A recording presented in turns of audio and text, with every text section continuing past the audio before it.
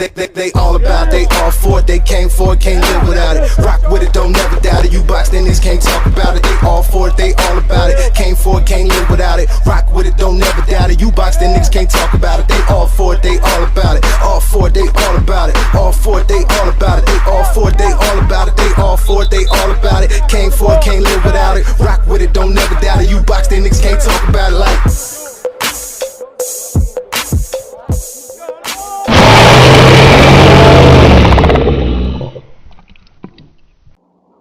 What's good, YouTube?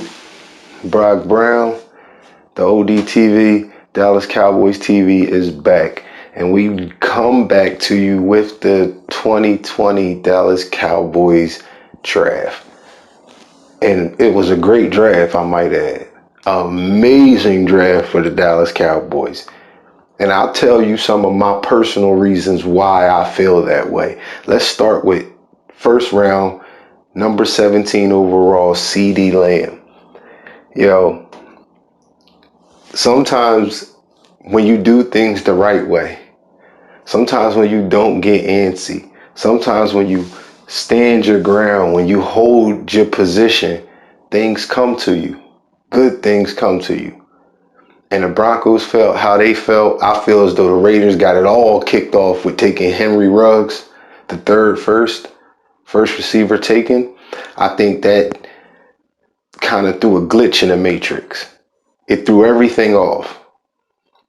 But anyway, we reaped the rewards of it. We got CeeDee Lamb. CeeDee Lamb out of Oklahoma. Man, if he's not the best receiver in the draft, he's the second best receiver in the draft.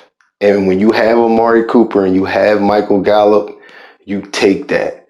When you have two all-pros on your line and one potential Pro Bowler in La'el Collins, you take that. When you have an Ezekiel Elliott, you take that. We talking about trying to emulate what the Rams once had, what the Chiefs had when it mattered last year. And like I said, you can get it different ways. Sometimes it can be the quarterback. Other times it could be an array of weapons. And that seems to be what we have. CeeDee Lamb is a dynamic receiver. And my comps aren't like everybody else's comps because I'm only making a comp. I'm only making a comparison to whatever I'm speaking on at the time. Like when you watch CeeDee Lamb after the catch, you get glimpses of Dez when Dez was Dez. You get glimpses of a poor man's T.O. This dude, after the catch, is more dangerous than he is running routes, than he is off the line of scrimmage. The only thing that he does after the catch, as well as he does after the catch, is probably 50-50 jump balls. Really, this is facts I'm talking. This dude goes and gets the ball at his highest point. I mean, y'all all have seen the tape, the one-handed grab. This is a dynamic receiver. I believe he's going to have to play in the slot. Him and Amari Cooper can probably rotate on the inside, but I believe Michael Gallup is strongest on the outside. I feel bad for Zeke, man, because Zeke is my guy, and this is just going to take more carries away from Zeke. But it is the evolution of the NFL. It's a passing league. It has been for quite some time. And listen, Zeke just got to make the most out of his carries. Who I think will benefit the most from having CeeDee Lamb there, especially if he gets going on a hot start early and often, it's going to be Blake Jarwin. And I'll tell you why.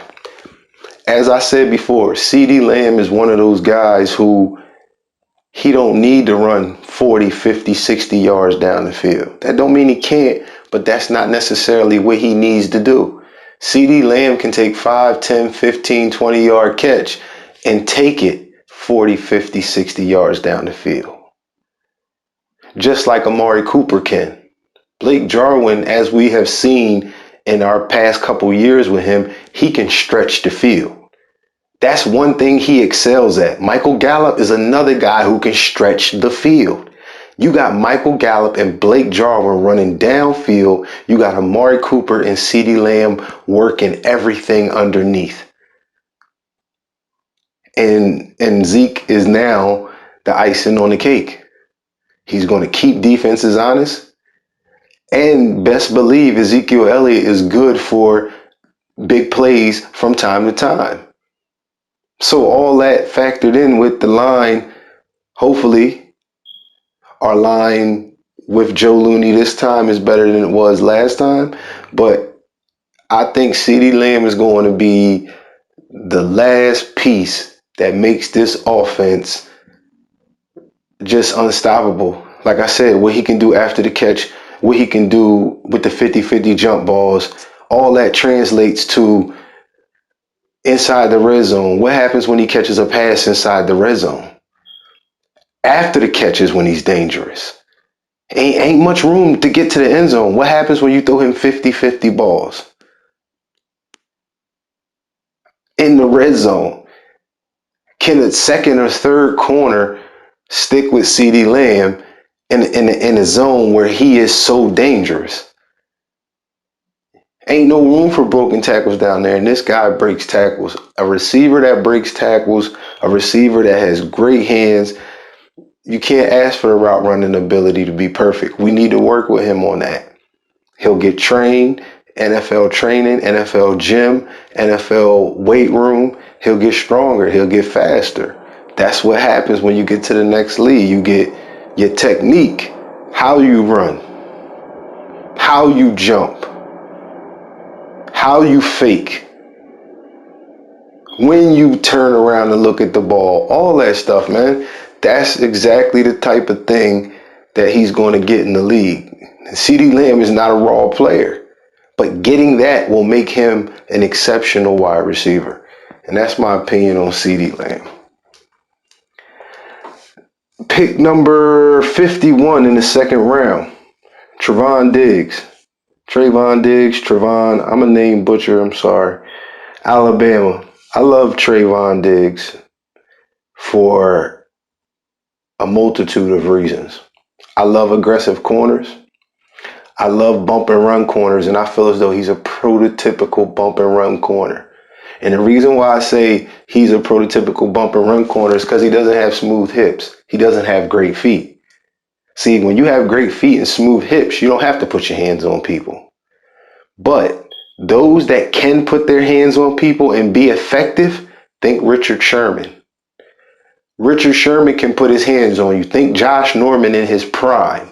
Not Josh Norman today, but Josh Norman in his prime. These are receivers who don't, like Richard Sherman's a bigger guy, therefore he doesn't have the most fluid hips. He doesn't have the best footwork. But Richard Sherman only got to punch you one time, throw your whole thing off, and now he's where he needs to be, and the quarterback just lost a second. I feel like TREVON Diggs is the same type of corner. I love everything about him except for technique. And like I said, those are things he should get when he comes into the league. You should get technique. You should get fundamental when you come into the league. You can't necessarily teach somebody to be a great athlete. TREVON Diggs is a great athlete. You can see the hard work. Having a brother who's a prolific receiver in the league and going up against him in the weekends, that can't hurt any. Going up against Amari Cooper in camp and Michael Gallup in camp and CeeDee Lamb in camp, that can't hurt any. I think TREVON Diggs is a very good pick in the second round. I was hoping one of the safeties fell to us, but I'm fine with TREVON Diggs. I mean, our quarterback room is pretty crowded now, but it was a very good pick. What I don't ever like about TREVON Diggs, but it's not his fault because I don't like about any Alabama players, any LSU players, any Clemson players. When you're surrounded by that much talent, sometimes it's hard to weed out who is the alpha, who is the thing that makes it work, who is the key cog in this defense. When you're surrounded by a bunch of guys who are going to go in the first and second and third round on the line and other people in the secondary and linebackers, it gets difficult to find out. But I think TREVON Diggs is a little bit of an exception because he has athletic ability. He's aggressive. He's physical. All those things have nothing to do with the people around him. You know, if they oversaturate you with passes because they don't want to throw to the other side, that's how you can get inflated stats. And that's what happens at LSU sometimes. That's why we took Morris Claiborne. Morris Claiborne was not what he looked like. He was one of the weaker links in that defense, but his numbers look good because they're avoiding other people and other guys just aren't open, and the quarterback is making conscious reads of who is his best option. And Morris Claiborne gets the attempt. So I think TREVON Diggs is a good pick. I think that he is first round value. I believe that. End of the first round, early second round value. So when we get him at, I believe it was 51, I think that's a power move for us. That's truly a power move for us. And having Anthony Brown and Jordan Lewis and Cheeto Awuzie means he's not rushed into being the number one guy. I personally believe Cheeto goes 1 because he's played more reps at number 2 than everybody else. I think Jordan Lewis goes 2, even though I want him to be the guy in the nickel. When we got a slot corner, when we got 3 on the field, I believe Anthony Brown should be the third corner in the game, but he should play the outside. Jordan Lewis should play the inside. So now you got Maurice Kennedy, who I love from the Jets. He can play all the positions. He can play every corner position. He can play safety, all that. Maurice Kennedy is a special teams gun, versatile, all that. I'm telling you, Kennedy can play. So that's a very good pickup for the Dallas Cowboys. I think TREVON Diggs has to take the spot from Kennedy. It can't just be given to him because he was drafted in the second round. I don't think that that's how Dallas should move. I believe that if he comes in camp and he's just better than Maurice Kennedy, better than Anthony Brown, so on and so forth, then he get in where he fit in. But him and the corner we're going to talk about later, Reggie Robinson II, as well as all those guys who were practice squad and reserves last year, Chris Godwin and new arrivals like Maurice Kennedy, they all need to work for that 4th, 5th, and 6th cornerback spot if we keep 6 corners and not just keep 5. And like I said, I'm again, this is another very good pick. If I was giving us grades, I would give us an A for CeeDee Lamb, and I would give us a B plus for TREVON Diggs. So now we got to get to one of my favorite picks, round 3, pick 82, Neville Gallimore. Yo, let me tell y'all something. Last year, our defensive line struggled because the D tackles couldn't hold. The D tackles could not stop the run last year.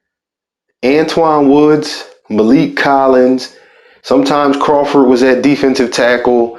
Chris Covington, who we got from the Christian Covington, who we got from the Texans. It didn't work. That committee did not work. But let me tell you something. I think on paper, right now, the only team in the league who I believe could have a more impressive defensive line from where they were last year over the Cowboys is the Ravens because of who they got. Calais Campbell is just a whole nother case of problems. But when you look at our defensive line, when you look at the fact that Donateri Poe has been average on a bad Sunday for years now. So when he's playing well, when he understands the scheme, when he's in his element getting reps, Poe is a very good player. Gerald McCoy is a beast. I'll reiterate this. Gerald McCoy is possibly going to be a Hall of Famer one day. Gerald McCoy on this defensive line, I believe we still have Antoine Woods. So putting him in a reserve spot can't help nothing. Tyrone Crawford has the flex, but Neville Gallimore is one of those guys, man. I'm telling you, you hear him talk about it, the twist and the bend and the off the ball quickness. He has it all. He has straightforward power. I'm not going to say he has moves. He don't have technique, finesse like some of the guys in the NFL do, but he got a little twitch to him. He got a little tweak to him. His moves might be basic. They might be either bull rush, a little inside outside step thing, a little cha-cha maybe, but if this kid learns how to use his hands properly, I think he could be. I said could be, and I'm going to tell y'all later why I said could be. I think he could be the steal of the draft for us. Neville Gallimore is, I believe, a special player. He moves the line of scrimmage. He stops the line of scrimmage. He penetrates the line of scrimmage. That's the way I rate defensive linemen. You either move it, you either stop it, or you penetrate it. That's how I look at my defensive lineman. And this guy has times where he can do all. You're trying to run. He stops the line in his tracks. Go watch the tape. Go watch the tape. Go on YouTube and look up Neville Gallimore. It's simple and plain. He stops the line of scrimmage. Other times you're trying to run to the outside or you're trying to throw a screen pass and he moves the line of scrimmage with him. The first guy doesn't get hands on him because of that first step. The second guy is being pushed towards the play. This guy is a guy who has a motor that doesn't quit. He's always around the ball. And we know the game is played downfield, but he's always around the ball. Second effort player. I can't really say enough about him, but as a unit, I think even though we lost Robert Quinn and we don't know what the status on Randy Gregory and Alden Smith are, when you look at what we do have, still got DeMarcus Lawrence. Bring in Gerald McCoy, Donateri Poe. Tyrone Crawford has the flex to play D tackle and DN. So, run situations, you can go big and put Crawford on the end when we in a 4-3 or whatever it is.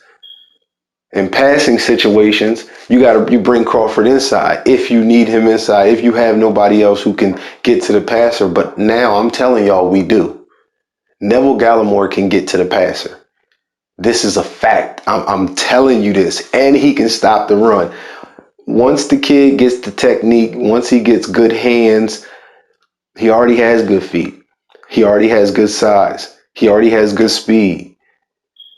They knocked that pick out of the park, and getting him in the third round, the type of value that is just unbelievable. Reggie Robinson II, cornerback out of Tulsa.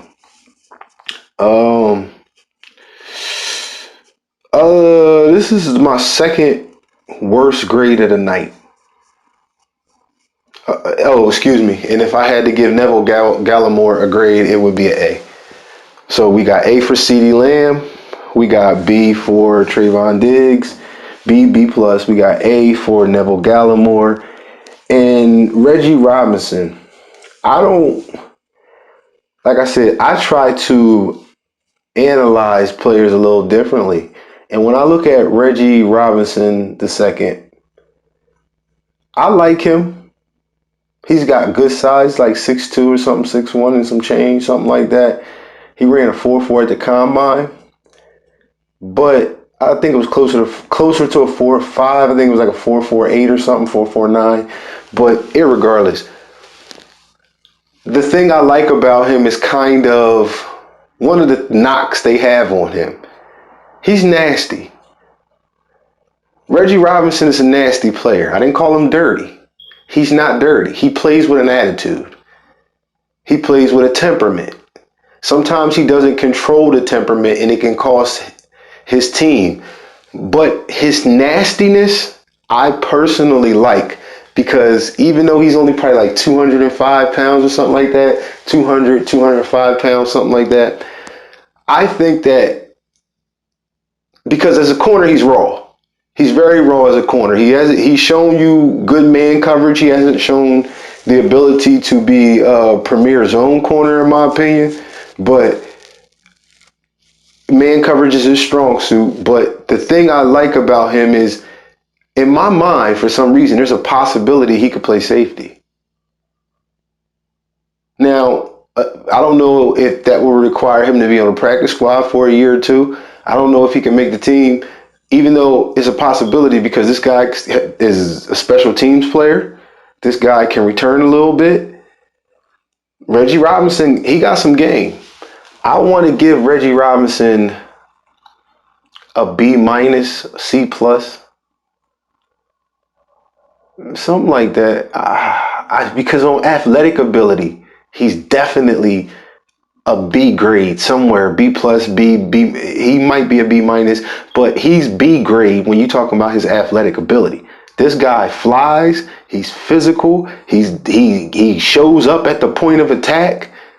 All the things that you like out of a defender. You know, you want them to at least try to enforce their will on a guy in front of them, and I think he does that. Sometimes it's a little nasty, but that's okay. This is football. Nasty is good when it's controlled, and sometimes he loses control, but I like the pick. And I want to say this. On one of the sites on YouTube, I had checked on there to see what people were saying, and I made a comment where I said that was the wrong pick. I said that the Wisconsin center, Tyler Biadazi or Biadaz, whatever, however you say it. Like I said, I'm a name butcher as well. So I said he should have been the pick. And matter of fact, I think it's on Chat Sports. Go check it out. I don't know. Yeah, I think it's on the Reggie Robinson, the second thing. I said we should have picked the center out of Wisconsin.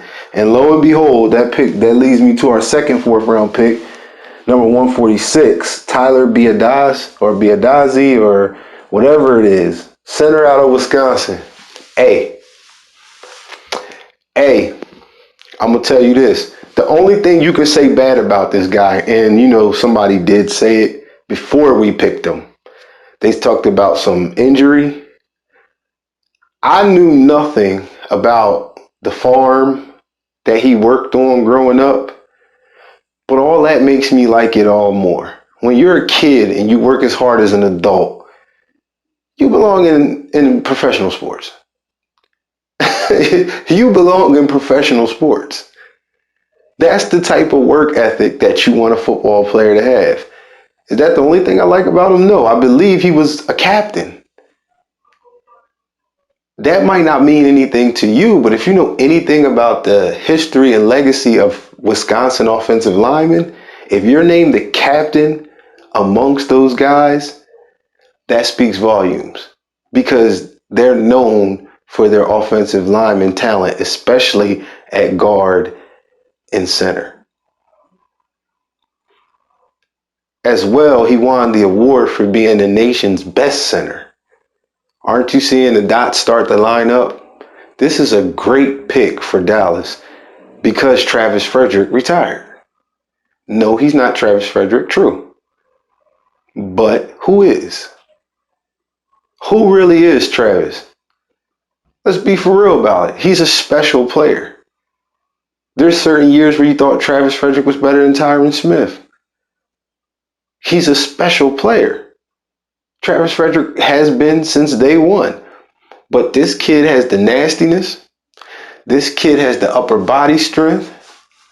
I believe, and like I said, I hate being wrong, but I believe he didn't give up a sack or gave up one sack all year, something like that. I know he got injured and he missed games, but this dude is the real deal. I mean, the run blocking will show it to you. We got Ezekiel Elliott, right? We want to use Tony Pollard, right? All right then. Last time Joe Looney started, Dak got sacked more times than he had got sacked in the 2 previous years combined. Let's not forget that. And I'm not knocking Looney. I like Looney. And Looney gonna get his chance. But now it's not just between Looney and Connor McGovern, who is another very good offensive line prospect to me. But now we actually have depth. Connor McGovern can be the backup at both guard spots.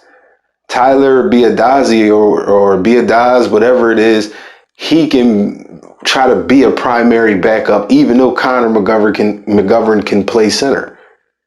Biadazi can play center, and I believe he can play guard as well. So now we actually starting to get real depth, and we have a player who might be able to be groomed into a starting center down the line. That is an A for me. Wonderful pick for the Dallas Cowboys. One of my favorite linemen, Tristan Wirfs, tackle. He's very good, but we don't need a tackle. We have 2 tackles. We needed a center. Travis retired. Joe Looney didn't fare too well last time he started. And we got new weapons. We got a new coach. We got a different mentality now working with Kellen Moore, who obviously has some really good ideas. We have seen that the last couple years. So now we got a better guidance system for him. We have a better leader for him to feed the ideas to. We have somebody who's more solid and has better schemes and operates his teams better than what we had with Jason Garrett. So, like I said, this is maybe my third favorite pick. I mean, I love Gallimore. Then I would have to say CeeDee Lamb. That's just, didn't see that coming for nothing. And then Tyler Biadazi or Biadaz, whatever it is.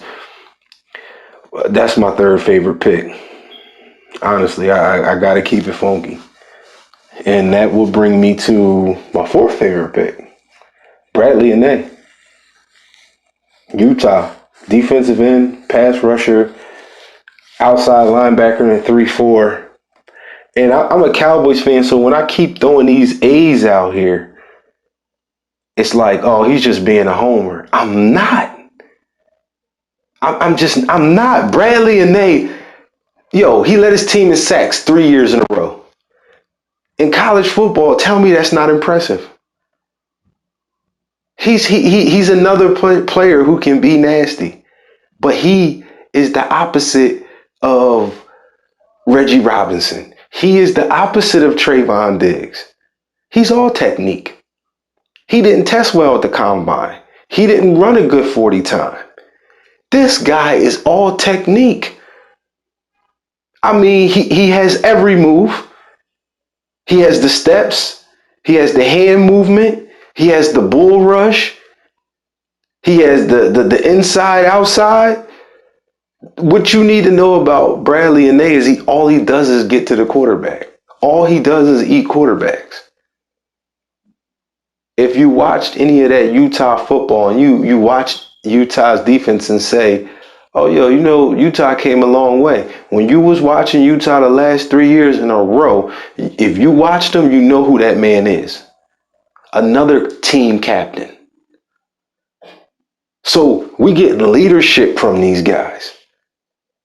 We getting guys who was leaders in college, not just talented players. We talking about that stuff Dak Prescott is made of. Leadership. You know what I'm saying? You see it with Dak. You see how no situation, no moment is too big for Dak Prescott. You getting guys who come from that. You getting guys who aren't just coming in and they're going to be put somewhere on the bench or put somewhere on the practice squad. You getting people who going to compete, and competition breeds champions. That's what we know. It's not no guaranteed nothing. None of these dudes, Aldon Smith ain't played in years. Randy Gregory ain't played in years.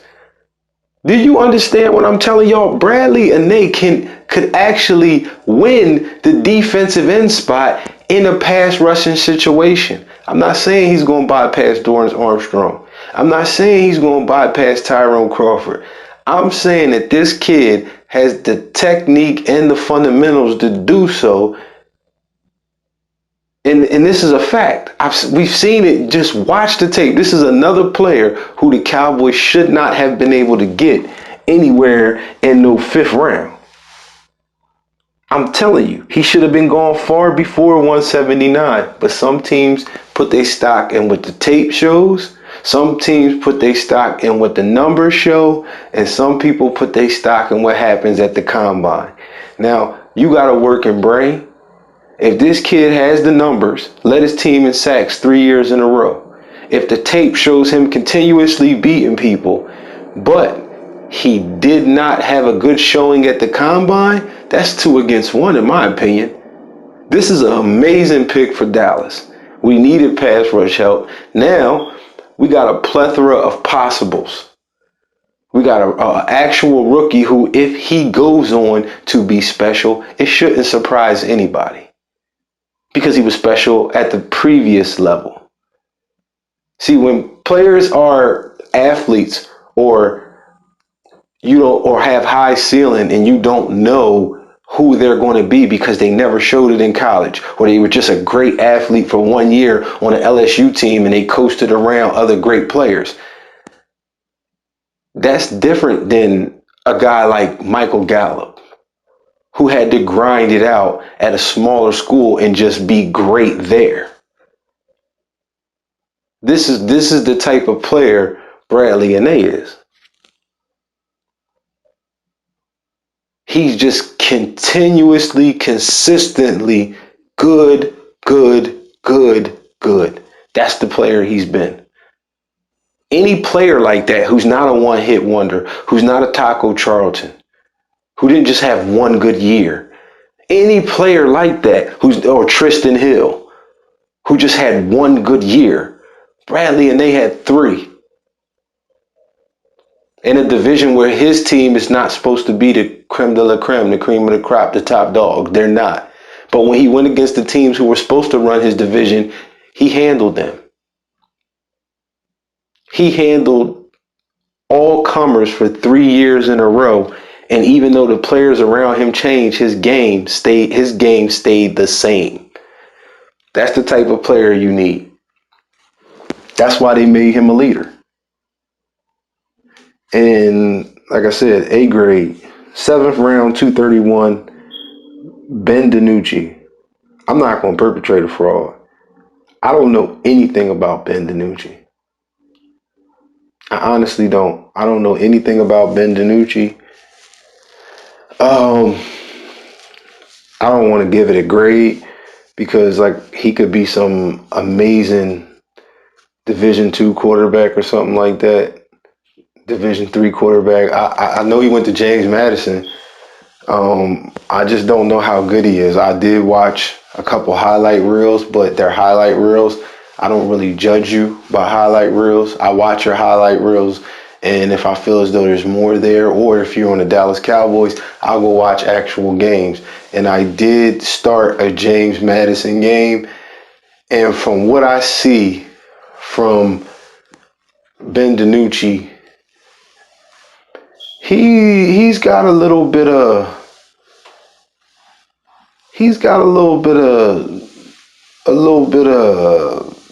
fire to him.